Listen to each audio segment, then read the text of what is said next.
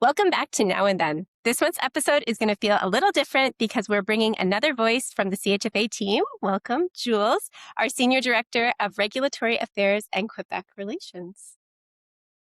Yes, we've all been out at different events, seeing different parts of the industry close up, and it's always nice to kind of bring it all back and see how those perspectives connect together and see what it means for the industry. Yeah, so from SIAL in Montreal to Plant-Based Foods Conference here in Toronto to some major conversations happening around claims, trust, and regulations to a few big things coming out of Health Canada, there have been a lot of developments in our industry. And today's going to be a bit of a trends meets regulatory meets industry conversation episode. So let's get into it. Let's do it. So, Jules, welcome. You were at SIAL, which is always such an interesting snapshot of where food innovation is headed globally. What stood out to you at this year's event? Oh, thanks for having me, ladies. I'm so excited to be on the podcast. Okay, SIAL. It's SIAL. So for anyone who hasn't been, it's very international. So that international flavor of the show always does stand out. Africa had an entire pavilion with like real plants and African art, and Italy had a chef singing opera while cooking pasta. It has that kind of vibe to it. I had the best Colombian empanadas ever. And Montreal is a diverse city. So SIAL just kind of felt like walking through every Montreal neighborhood within like a 2-block city radius. So it had that. It was a real mix of innovation and like more health focused products with the traditional things you'd expect to see out of Montreal SIAL. So a lot of cheese, a lot of coffee, and maybe that's a SIAL thing, or maybe it's a Montreal cafe culture thing, but that coffee was on full display. And convenience, how would I say this? Convenience kind of evolving to be convenient, like convenience food, but made by real food. And I think we saw this in action at Nam Fruits. So shout out to a CHFA member, Nam Fruits. But it's inconvenient to eat a mango, yet they've managed to take the most delicious mangoes in the world and make them in like an extremely convenient, edible format. So that was kind of everywhere throughout the show. It was super interesting. We had edible coffee with mocha bowl, which was also super interesting. Like it's just convenience on the go, but with real food and real ingredients. And of course, we've been seeing it. Protein, strong emphasis on protein. It was everywhere.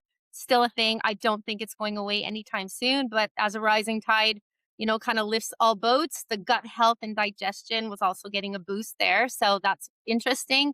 And on the protein trend, I also think that plant protein is kind of going through a rebrand.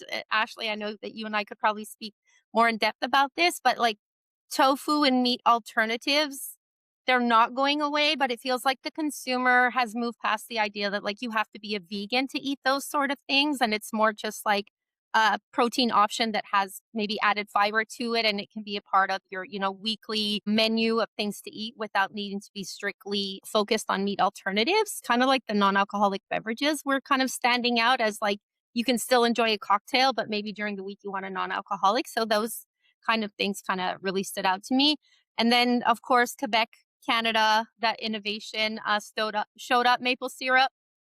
Maple syrup products were on full display at SIAL. So another member shout out to Prestige Maple. Their maple sugar is getting a lot of attention right now because of that, convenient real food. People who want to sweeten their food might be turning from sweeteners and looking at like a maple sugar. So that was kind of obvious walking through the aisles. My mouth's watering now thinking about all these foods. I'm craving this mango that you speak of, so have to find it. But it sounds like it definitely had that Montreal, Quebec specific flair. And you mentioned the protein. Was there anything else that you saw repeatedly that made you think, okay, this is definitely where the industry or food industry, or even like the more specific to natural, organic, and wellness industry is headed next? Yeah, more kind of specific to our space. I really think the extreme wellness positioning and kind of hard lines on maybe food restriction and diets are kind of moving away from that. And we want foods that fit into our daily life, but also giving us nutritional benefits. So it's kind of like the consumer, I think, wants more bang for their buck when it comes to their health, their hydration. They want natural ingredients, fiber, but also a lot of flavor. And that's one thing we saw at SIAL. Like the hot dogs are made with real ingredients and and they were very flavorful and they were on full display, as were Quebec blueberries, right? Like just the yummiest, sweetest little blueberries that you can find. So an understanding that consumers do want real foods, but made with real ingredients, but they want stuff that tastes delicious. We really want that satisfaction of eating. And a crossover between supplement styles and functionality in conventional foods. So this was obvious in the hydration category. Hydration showing up in cans now. So we're looking at that like made with Quebec aluminum, but also hydration products sweetened with maple. And AI and technology conversations were everywhere, how that's becoming more integrated into our food innovation and supply chain discussions. Elo and Nielsen IQ had a conference on the Friday morning about AI in the kitchen. And it was either fascinating or incredibly terrifying. And I think it depends what age you are, how you looked at that information.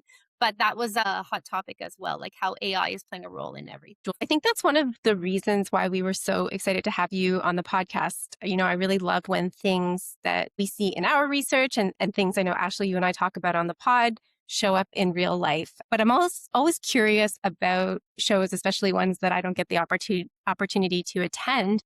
What was the energy like at SIAL this year? Was it feeling optimistic or was the industry still feeling cautious? It was very interesting. I was also curious going in, also because it wasn't one of like our shows or necessarily a health food show. So how was that going to feel and look very different? I was very curious. I would say it was cautiously optimistic. And again, I want to say this is just a industry thing and not necessarily a Montreal specific thing. But there's a lot of perhaps like tension in the world. Maybe not everything's going right everywhere, but people are going to eat regardless. And we saw this in the pandemic. People went back to like making bread and cooking at home. And I think it's kind of got that vibe to it. Like the industry knows when things get tough, people eat and people celebrate through food and enjoy life's little luxuries through food as well. If we can't all, not everyone can afford to go perhaps to a restaurant right now. We still want to enjoy good food at home. So I think it was cautiously optimistic, knowing that people turn to food for many different reasons, including taste, comfort, but nourishment. Definitely the innovation hasn't slowed down. So that's always a buzz. That was very like you could feel that upstairs in like I think the smaller emerging brand section, like a lot of innovation. A lot of brands seem to be rebranding or kind of making like the old new again, which I perceive as being optimistic. It's kind of like the 90s trends coming back, but they're repackaged and they're modernized and it's fun and it's cool and it's attractive to people. And yeah, a lot of products with just clear differentiation. I think you've said this in a past report, Lynsey. It's like the consumer wants transparency. And we're seeing that show through our food choices now and our shopping habits now when it comes to, the grocery store.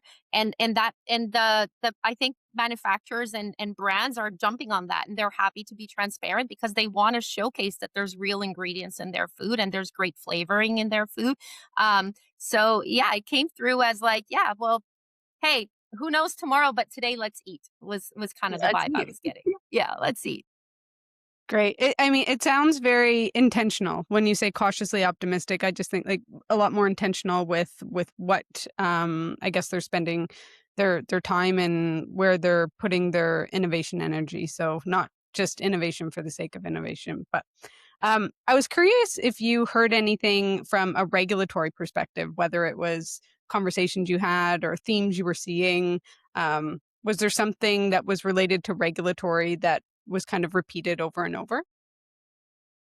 I will say front of pack. So I don't know if that's ever going to go away. It's something we're going to have to relook at, in a few months' time to see the impacts. And I say front of pack. Everyone seems to be under the same, I don't want to say same impression, but like the data shows that it's not so much the consumer that's necessarily so concerned about the front of pack, but the actual brands, either because, and Lynsey, you'll understand marketing on your packaging, maybe that little loop doesn't look so great, or maybe your real estate on your packaging, you don't have a lot of it. So I think the front of pack was coming through as like brands telling me how they've avoided the front of pack. And they're making decisions about formulations and recipes and ingredients to avoid the front of packs. That conversation is still happening, so I think we need to get ready for that for Toronto, Ashley.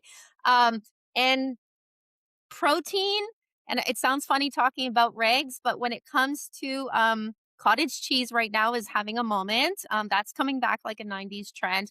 These high protein yogurts, there's milk with not added protein, but higher protein content now through the filtration system. Consumers want higher protein right now, but do we want higher protein regardless of quality and sustainability and strain on the supply chains? It takes a lot more milk to create these high protein yogurts that we're all looking for right now. So that was a topic of conversation. There was actually a conference on that was fascinating. But yeah, I think that conversation, if are we going to keep going for high protein? When are we going to start to question sustainability and quality that comes with that? That was a fascinating discussion, and I know at CHFA we'll probably look into that a little bit more. So related to protein claims, then I guess people are wanting to, or brands are wanting to be able to make those protein claims that consumers are looking for. Front of pack is interesting, that you were hearing about conversations where brands are reformulating it in order to avoid having to place the front of pack symbol and labeling on their packaging. I think that's probably an intended side effect that Health Canada was hoping for, right? Some motivation to reformulate products so that they do not have a high sodium, saturated fat, and sugar. But Yeah, but interesting then what we hear. it's interesting what we hear, because to that side, maybe some brands want to avoid the high sugar, but then you cut maybe your natural sweeteners, your maple sugar, for example, or your maple syrup as a sweetener, and you add stevia so that you don't have the amount of sugar that would get Yes. you the loop. Like, is that a better product for the consumer at the end of the day? Like, Yeah. it's a big conversation, but it was happening at SIAL and it was happening on Yeah. the regular. And those conversations were had, like, I mean, that was something that we spoke to government about before the implementation. I'm sure there will be an evaluation, in maybe 3 to 5 years after the implementation. Health Canada will take a look at things again, but Yep, we'll see what that looks like. But it was yeah. it was a lot of fun. It was very interesting. I'm not too sure if Seattle's going back to Toronto next year, but I'll be interested to see, yeah, who gets out and what the feedback is. But I would say our ecosystem, the natural and organic and wellness products, live in like this greater category. Seattle is very much like a grocery store, right? It's got its aisles and it's a bit of everything. So just to see how, our ecosystem was taking up space, and people are really driven to go towards those healthier products, and people want products that are full of flavor, but also nourishing for your body. And yeah, it was very interesting. And I'm excited to see what we see in Toronto, because there's just going to be more of that good stuff on the show floor in Toronto. And it's going to be interesting to see the innovation that comes out at our show. Yeah, yes, it's great to see what's happening all across, right? It's good to have eyes and ears, not just on our show. I guess going from the dairy heavy Quebec to Lynsey, you were at Plant Based Foods Conference, and it sounds like conversations there were really evolving compared to where things were with this category even just a couple of years ago. Yeah, totally. What a 180, right? Yeah, I think what was interesting there is that um, I would say the conversation felt more introspective, if you will. I think, a few years ago, it felt like plant-based companies were just explosive growth and disruption, because people were like raising so much money on the stock market and things like that. And Hmm. now it feels very much more focused on long-term relevance, affordability, consumer realities, and I think where actual growth opportunities exist. And we had the chance to hear, Jules, you mentioned him already, CHFA friend Francis from Nielsen IQ. He gave us some, really interesting data that really framed a broader consumer mindset right now. And this is not just on plant-based food specifically, but I think it's interesting to keep in mind, kind of in the overall context of how people eat. So some of the big takeaways were 36% of Canadians say that their household finances have worsened over the past 6 months. Cost of living and food prices are still major concerns for Canadians, and consumers, again, aren't necessarily pulling back completely. They're recalibrating. And again, it's a theme we've talked about a lot. And Jules, even you touched on it, right? Like, it's people are spending their money where that value is. And I think that word recalibrating, it came up a lot at the conference. People are just being more intentional with where they're spending their dollars, right? and that makes sense with all the concerns on cost. It makes sense that people are looking for value. So you can see like that behavior starting to change across grocery. Yeah. And I think, again, coming back to some of the themes, Jules, you talked about at CL, like, again, this is from Nielsen IQ's presentation, but Canadians are cooking at home more. Some other things kind of shifting outside of how Canadians are consuming their food, but promotions, loyalty programs, they are playing a bigger role in purchase decisions. And this is, I find interesting, more than half of all of the food sold in grocery stores were sold on promotion. Definitely we're kind of changing the way that we're buying and we're consuming, and bringing it more specifically back to the plant-based category. Again, it's not disappearing, it's just evolving. And overall, I would say the plant-based category is flat, but again, Nielsen IQ pointed to some strong pockets of growth, and Jules, you touched on the first one, which is tofu growth. Like, that is really a bright spot. Functional and nutritional portable food. So again, you talked about the convenience.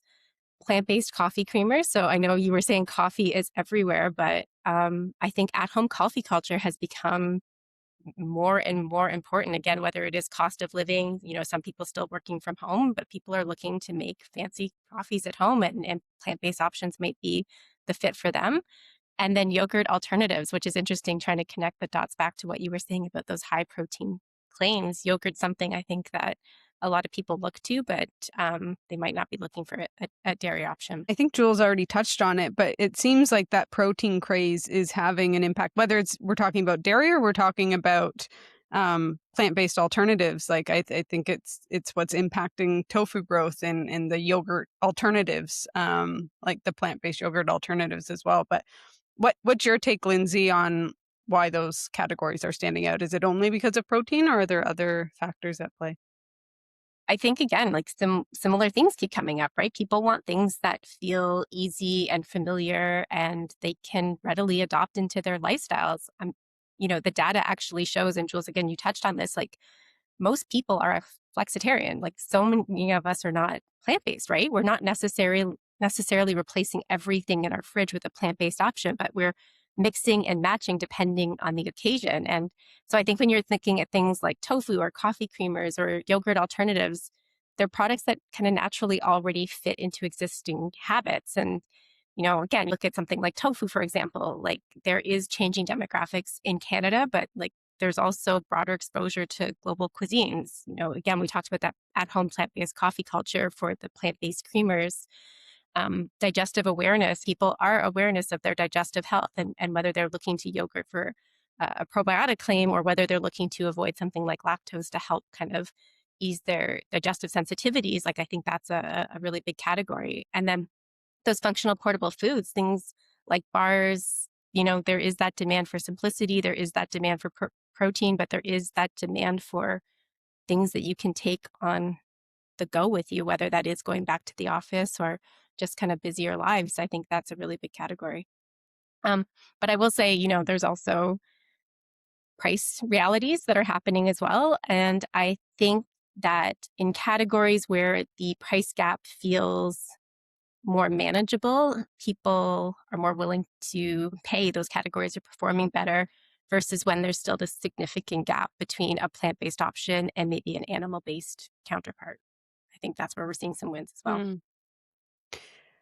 The other thing I was wondering about is it's my understanding that maybe apart from tofu and a few other things, that this category, the plant-based alternatives category, is the most challenging for consumer demand on non-ultra processed foods. Did you hear any concerns from brands on what they're hearing about consumer demands for non-ultra processed foods? Yeah, it comes back to simplicity, right? And people are gravitating towards products that do feel less processed. And, even like listening to some of the conversations that were happening at that conference, I couldn't help but think, I'm like, oh my God, like, beans and pulses don't really have a problem, like, Yeah. people are incorporating those in their diets. It is those products that had a bit of that boom a few years ago, like the meat analogs, if you will, that did have a lot of ingredients. They kind of felt a little bit further away from like the animal-based counterpart. And I think those are where some of the issues in plant-based is happening. People want simple ingredients, really, right? And so the simpler you can get that ingredient deck, I think the more open people are to incorporating it into their life, whether that's every meal or just a few select meals throughout the week. Makes sense. Yeah. And Jules touched on it as well earlier, saying, people just want simple ingredients. So whether it's at SIAL or the plant-based conference, it seems to be a similar theme, which I think when you're hearing it across multiple different conferences, you know it's something that is maybe not a trend in the moment, but something where the industry is definitely heading for the longer term. All right, let's shift on to one of our bigger regulatory updates this month, because Health Canada recently published its new prebiotics monograph. And I think it's one of those topics that it can sound very technical until you kind of unpack why it matters. So we have Jules with us here today. So why not get her perspective? So Jules, first, for anyone listening who may not know, what exactly is a monograph? Let's start at the basics. Ground one. Yeah. Remember, I'm out over 2-1 with regulatory people. So start. Okay, here we go. So a monograph is, I'll say it's a Health Canada thing, just to keep simplicity there. And it's essentially Health Canada's official framework, or like kind of like rule book around like a category. So we're speaking about natural health products. Those certain ones will have a monograph to them. Those are typically known as our class ones in Canada. So your more single ingredient NHPs that you see on the shelf, vitamin C's, vitamin D's, stuff like that. Those have a monograph to them, and the monograph outlines acceptable, like the ingredients. Again, the claims that you can make on them. That's a big part of Canada's NHP system, is the claims that you can make. The dosage is clearly indicated in the monograph as well, and the conditions of use, safety information as well. It helps the companies understand what is needed to be compliant before going to market, because they need to apply for that license with Health Canada. For our Canadian brands, or brands who want to sell in Canada, it creates a lot more predictability and efficiency in the approval process, or it's supposed to create a lot more efficiency in the approval process. And it's important for innovative categories where guidance wasn't previously offered. So we can have an ingredient, a product where it didn't have a monograph before, but if it has one now, it kind of simplifies everything, and it kind of gives an indication that like the innovation has come to that this is now kind of like an acceptable low risk product to be on the marketplace. So why was it so significant to have this one for prebiotics specifically? It is supposed to create a much more streamlined pathway to get compliant products into the market. You should be able to get your NPN in about 30 days. Most of the time it's taking about 90, but it is a streamlined pathway for that, and can help put new products into the market quicker than they normally would if they're a class 2 or a class 3, which are more innovative products that don't necessarily have monographs. With prebiotics, it feels like gut health has moved from kind of a niche wellness conversation to completely mainstream. I think so. I think it's showing up everywhere. I think I have Poppy or Cove in my fridge. One of them has it's a carbonated drink, and it has, so it's showing up in our beverages. It's showing up in our snacks, in our conventional foods, and of course across many NHPs and supplements. It's nothing new, but the fact that it has a monograph is going to help these products get to market quicker. And I think that means that Health Canada is at least listening. The monograph was written up, and it was consulted on. So stakeholders in Canada, brands in Canada, could offer their feedback on getting it right, and that's because those are the stakeholders, and the brands are the ones listening to the consumer, and the consumer is literally saying, "I'm eating more protein. I need more prebiotics. My gut needs some tender, loving care right now." So this is actually done because of consumer demand, we could say. It takes a little while, but they're following. And it means increased scrutiny for the brands who want to have, make those claims. Well, they got to go through this process and make sure that they're compliant and that they clearly communicate those claims to the consumer at the end of the day. So it's an opportunity for innovation, in the sense where we could start to see more of these types of products land on shelves, because there's just a clearly defined pathway for them to get to market. And it also means we're going to see a little bit more competition in Canada. So how are brands going to innovate when a monograph is a single ingredient? How are you going to be innovative? How are you going to stand out from your competition? How are you going to offer a product that it follows a monograph but is still different from, the other bottles beside you, or the other beverages around yours in the refrigerator section. So it'll be interesting for us to see how brands take this and be innovative with it at the end of the day. And that's always going to be a result of the consumer and what the consumer wants. I think we said that on the last episode, Ashley. It seemed like policy consumers start something, policy follows. So awesome. Thank If you. you want something, ask for it. Like, be in the Right? store and ask for it. Go to the grocery store, ask for what you want. That comes through the pipeline, and that creates this ripple effect all the way over to Health Canada monograph. So it's a good thing. Yeah, I don't know if anyone's out there asking. Well, maybe some of our brands are asking for the monograph. That's for sure. The consumer is. But yes, ask and you shall receive, hopefully. Okay, I want to flip to another story that we shared in our Knowledge Weekly. I think it was a couple weeks ago, but it was from a Canadian skincare brand, 3 Ships. And they actually launched a campaign challenging natural and clean beauty claims. And again, I think this one was really interesting because these are themes that we talk about on this pod playing out in real life. The conversation around trust and how brands are navigating around a much more informed and skeptical shopper. That is an interesting one. A brand launching Mm-hmm. like a clean beauty launching a challenge. Yeah. That is interesting. And I guess this is where we see marketing and regulation and then that consumer trust piece all start to collide. It's important when brands make claims they can't support, or claims that feel maybe overused or don't have real substantiation. It doesn't just affect or impact one company. It can impact the reputation of an industry. So, this one's interesting how this particular brand decided to handle that.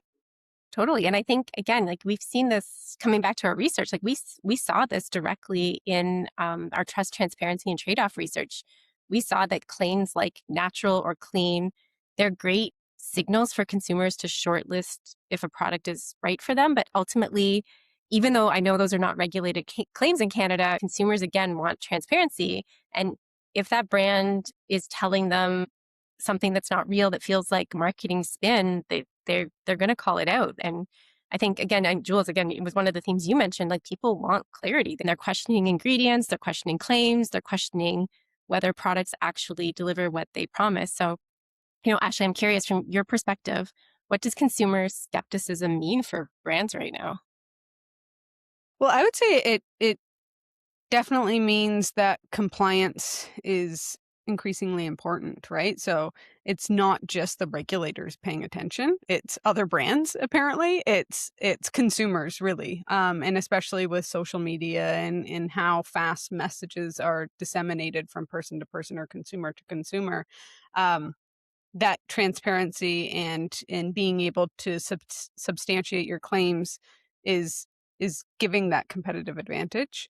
So I would say brands should be looking at the strength of their evidence behind their claims, and giving those a good, real, thorough internal review. I think it's an opportunity for the natural products industry as a whole to lead responsibly. Jules, do you have anything to add, maybe from an NHP brand perspective for those listeners? For any brand, to the claims that you're allowed to say, and claim regulation or claim policy or laws, however you want to frame them, they're very public. Like, it's no secret if you're an NHP, if you're a supplement in food, if you're a cosmetic, if you're a food, what you are allowed to say. Like, stick to that. Like, stick to the rules and you won't have any trouble. But at the same time, I think today's consumer can smell BS and they're going to question, and they should question, to your point, Lynsey. Like, you should. If something sounds too good to be true, might just be. So they have the right to question it. They're going to question you if you put something that shouldn't be on there. So stick to what you can do. And I think that'll have a softer landing and will resonate more with the consumer than if you try and exaggerate anything, because that's not allowed and people know that. I think, to Ash's point, it's not just the regulators who are paying attention to claims. It's other brands, it's consumers. And I think the consumer one is the biggest piece. It's like ultimately being compliant isn't about slowing your business growth down or slowing your innovation down. It's about being credible. And that credibility is one of the biggest differentiators you can have right now. I think the more you can invest in trust, the better off you'll be. I mean, trust takes a long time to build, but you can quickly lose it. Like Ashley, you were saying how quickly like a message can disseminate through the channels, right? Like you work so hard to build up your brand, you're in all these retail things, and then somebody goes off on social and it goes viral. Like that can be really detrimental to a brand. So be compliant. Look at me, working with you. Look what I've done. Yeah. But I also want to switch to another claims related development story that we saw this month that caught my attention because also connected to something we talk a lot about lately, GLP-1, you guys may have heard of it, and how that language is starting to show up beyond pharmaceuticals and make its way into marketing language, both for foods and supplements. And the Netherlands has actually issued guidance saying reference to GLP-1 supplement marketing falls outside of what's permitted under food law. So, Ashley, from your perspective, what should brands take from that? This is happening in the Netherlands and not Canada. However, I think there's still a message to be heard here, and I think the takeaway for brands is caution about borrowing language from the pharmaceutical space, even if it is indirect language. With GLP-1s, we're seeing a huge consumer awareness about weight management, weight loss, in general, not even specific to GLP-1s, but increasing their awareness about appetite and blood sugar and metabolic health. So it's understandable that brands are looking at where their products fit into this. But the issue is that if a supplement or food product, I'll go with it, if a supplement suggests that it can support GLP-1 or stimulate GLP-1 production, regulators may have the view that it's implying a medical effect. So this is where, brands really need to be cautious because it moves you into a very different regulatory conversation. I think what's interesting about the Netherlands guidance is that it's not just focused on explicit claims, it's those implicit claims as well.